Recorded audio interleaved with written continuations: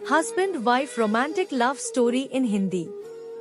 मेरे दोस्तों, आप सभी आज यह पता होगा कि आजकल अब सभी लोग प्यार मोहब्बत में शादी करते हैं। ऐसे में हम सभी लोगों को आज के जमाने के हिसाब से प्यार और शादी करनी चाहिए। अनिल अपने माता पिता के साथ एक प्यारे से घर में रहा करता था। अनिल बहुत ज्यादा शरारती लड़का था क्योंकि वह हमेशा बचपन से ही बहुत ज्यादा शरारत किया करता था। अनिल अपने माता पिता का एक भी कहना नहीं मानता था। वह हमेशा से ही अपने माता पिता के खिलाफ रहता था। अनिल बचपन से ही बहुत ज्यादा शरारती था और शरारत करते करते ही वह बड़ा हो गया था। जब वह बड़ा हो गया तो उसके बाद भी वह नहीं सुधर रहा था। इसलिए उसके माता पिता ने एक तरकीब सोची उसे सुधारने के लिए। अनिल के साथ उसके माता पिता ने उसे सुधारने के लिए दूर दराज इलाके में उसके लिए लड़की खोजना शुरू कर दिया था। ऐसे में आप सभी को लगता था कि जो लड़का अपनी खुद की जिम्मेदारी सही से नहीं उठा पाता है, वह लड़का एक लड़की की जिम्मेदारी क्या उठाएगा। लड़की ढूंढते ढूंढते उसके माता पिता को एक लड़की मिल गई और वह शादी के लिए राजी हो गया। लड़की का नाम पूजा था। पूजा जब अपने ससुराल आती है, वह अपने पति को समझाने बुझाने का काम चालू कर देती है। उसके बाद उसे अपने पति के साथ रहने में किसी प्रकार का डर नहीं लग रहा था।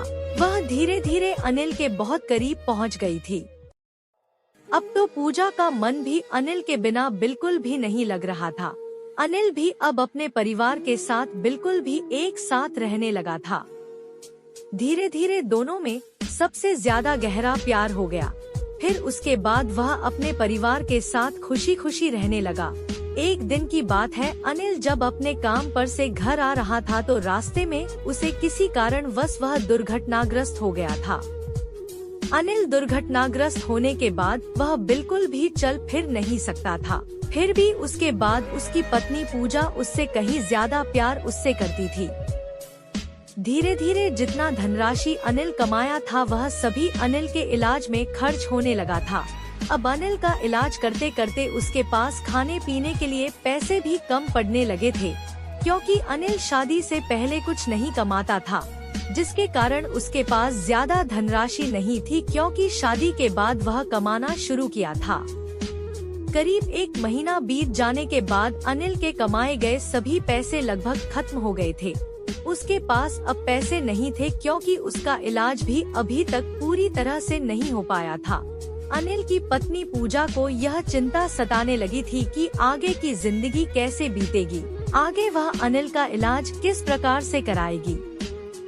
अनिल की अभी तक दवाई चल रही थी। अनिल ठीक होने में और भी समय लगने वाला था। अब उसके पास पैसे भी खत्म हो चुके थे। तभी अचानक पूजा को एक तरकीब सोची। उन्होंने सोची कि चलो मेरे पास जो सोने चांदी के गहने हैं उसे बाजार में जाकर बेचकर जितने भी पैसे होंगे उसी से मैं अपने पति का इलाज करवाऊंगी। पूजा ने ऐसा ही किया। उसके बाप ने उसके सारे गहने बाजार में सोनार के दुकान में ले जाकर बेच दिया और फिर उसके जितने पैसे मिले उन सभी पैसों से वह अनिल के इलाज में खर्च किया गया। वह घर में खाने पीने के सामान भी लेकर आई थी। कुछ दिन बीत जाने के बाद अनिल अपने से चलने लगे थे। अनिल अब सही हो चुके थे। जब अनिल सही हुआ तो सबसे पहले अपनी पत्नी का शुक्रिया अदा किया। उसके कुछ ही दिन बाद अनिल बिल्कुल ठीक हो गया था। वह फिर से काम पर जाने लगा था। वह धीरे धीरे कमाकर पैसे इकट्ठा करके अपनी पत्नी के बेचे गए सारे गहने फिर से खरीद लिए थे। वह उससे ज्यादा ही खरीद लिए थे। अब उसकी शादीशुदा जिंदगी बेहतरीन चल रही थी। अब उसकी जिंदगी में एक नन्हा मुन्ना बेटा आ गया था जिसका नाम उसने राज रखा। अब उसकी पत्नी उससे बहुत ज्यादा खुश रहती थी। अनिल जल्दी काम करके घर आकर वह अपने बेटे को खिलाने में अपने सारे गम और थकावट भूल जाता था। पति पत्नी में किस प्रकार का प्यार होता है।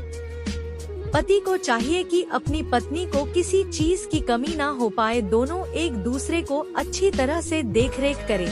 यही पति पत्नी में प्यार का मतलब होता है। पति को अपनी पत्नी के साथ कैसा व्यवहार रखना चाहिए।